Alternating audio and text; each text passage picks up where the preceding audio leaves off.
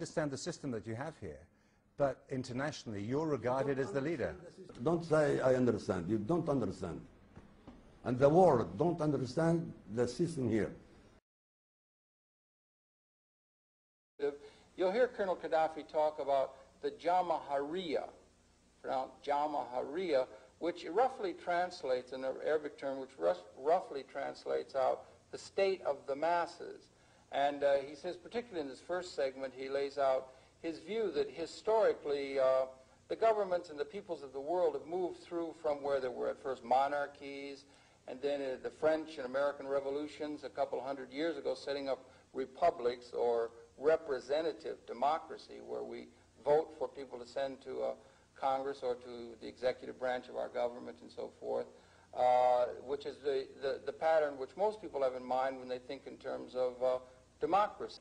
In the case of Libya, this Jamahiriya, they feel that, and what they've been moving toward, is beyond the republic or representative democracy toward what they call a participatory democracy, or again, as we say, Jamahiriya.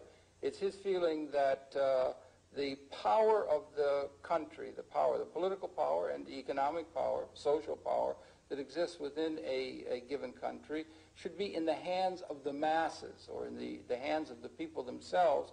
And they've got to great lengths to institute a system which may seem to us perhaps a little unwieldy or something of that sort at the beginning, but it seems to work for them, and it seems incumbent upon us to try and understand things from their perspective. They have something like 4 million people. It's a relatively small country in terms of population. Of course, it's on the northern edge of Africa, bordering 2,000 kilometers on the Mediterranean Sea.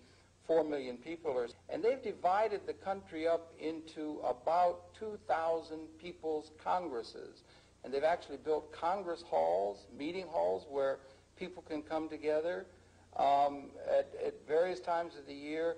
Virtually the entire country comes together and meets in these various meeting halls that they have, or people's congresses, and the issues of international, domestic, and local affairs are discussed in a free context. They establish committees to carry out the activities that are decided upon by the people themselves, and they've gone to great lengths in order to have what would be sovereignty or real power vested in the hands of the people themselves, rather than in the hands of elected representatives, such as we are so almost reflexively accustomed to here in the United States and much of the world. It's a unique system. In the first stages, there were the monarchies, where the monarch owned the land and whatever was on that land. And the people had nothing to do but to think he was God's gift to earth. This is over. Then there was a second stage, the republics,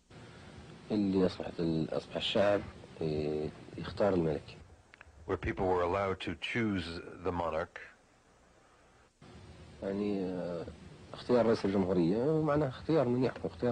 That is, choose who should rule over them, like a president.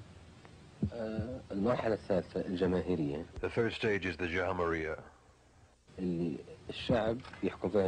where people rule themselves by themselves. And they can do away with an election system in order to elect someone who could rule over them. This means the state of the masses. A revolutionary who believes people should rule themselves, not be ruled by government. A man who promised to turn the desert green and is keeping that promise.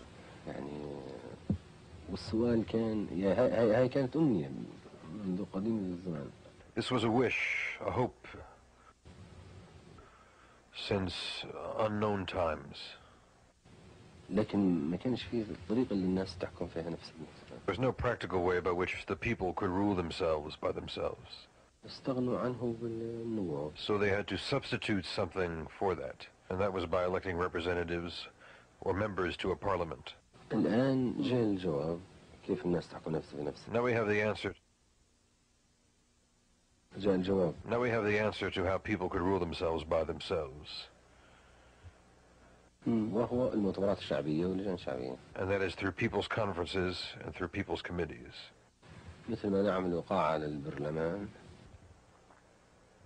Just as we build a parliament hall in the public system, we build so many local halls for the masses. Not necessarily built upon the same lines as the parliament. It could be even an open space, even in the street if you like, in a mosque, a church, anywhere.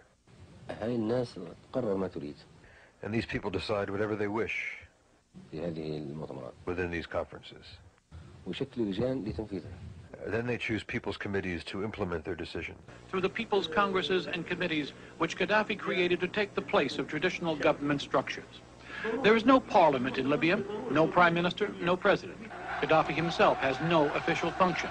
He's simply called the leader of the revolution. The committees are supposed to rule the country, and maybe so. When we were there, we had permission from Colonel Gaddafi's office to take pictures of the port in Tripoli. The committee that runs the port said no. The port was their responsibility, not Gaddafi's. The scenes we finally got were taken from a hotel window. Gaddafi's revolution and his oil wealth have no doubt raised the standard of living of the Libyan people to one of the highest in the Middle East. He has started massive agricultural projects, even in the heart of the desert, to make Libya self-sufficient in food by the end of the decade. Part of what he calls the Green Revolution. Profits from oil allow him to import foreign technology, even expertise from Americans, some of whom apparently do not agree with Washington's antagonism towards Gaddafi and Libya. We've had no problems with the Libyan government whatsoever. The politicians from back home cause us nothing but problems. And the secretaries of these people's conferences and these people's committees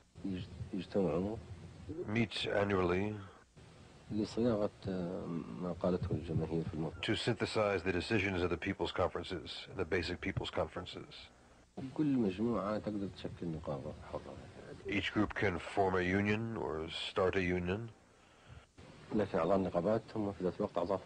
the members of the unions are at the same time members of the people's conferences.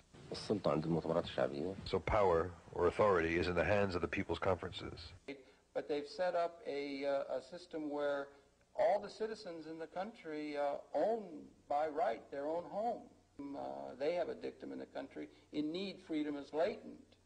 If you are in need, then you cannot be considered truly a free person. It's an interesting concept in itself. So socially, they have established that every person owns their own home. Every person owns their own automobile and means of transportation. That's part of a context of freedom. All citizens, men and women, have access to education free, socially run, through the university, men and women, and everyone has access to elemental health care. They've also socially built their infrastructure. They've put roads and electricity into every little village, and they've done a great deal socially to guarantee equity and the distribution of the wealth that came from the very rich oil deposits that Libya possessed. First of all, the wealth or the resources of a certain community is the property of everybody. The wealth of America belongs to all Americans. By what right should 400 families, for instance, divide it among themselves?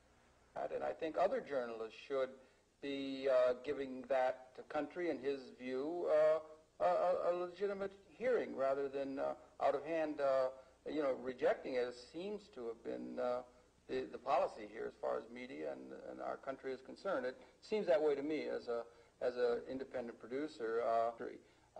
That at an official governmental level would be suggested, or even at a corporate level, and certainly on the part of the people themselves of the United States, it seems to me, would do well to give this country a consideration other than the propagandistic and we haven't had any time to go into any of the charges that are normally leveled against them, most of which have proven to be false in a historical pattern. Virtually all of them have proven to be false in a historical pattern, and we should get out of our reflective view of thinking of them in some terrorist terms or something of that sort, because it does not do us well to not have ourselves informed about what the realities are of that. Now wait a minute.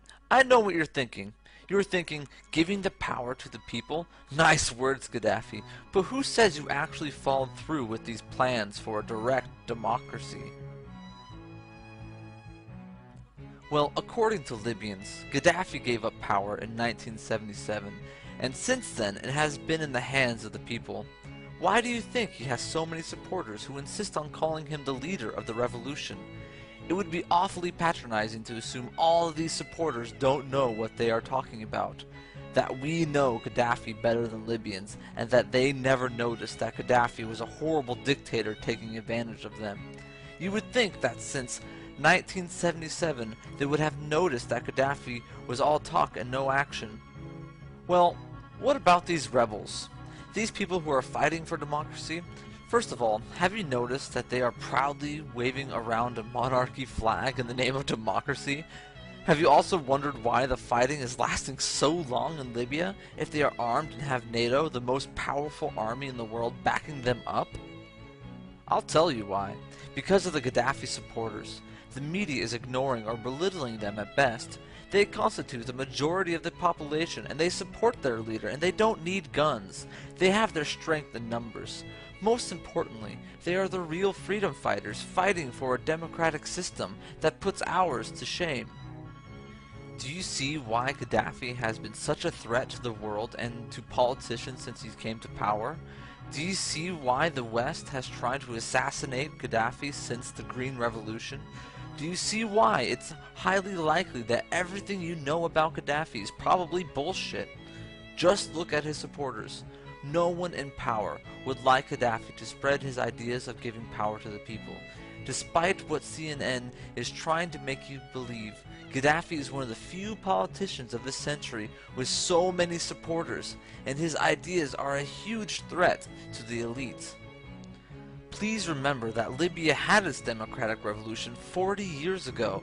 The Mubaraks, aka the rebels of Libya, now want their power back.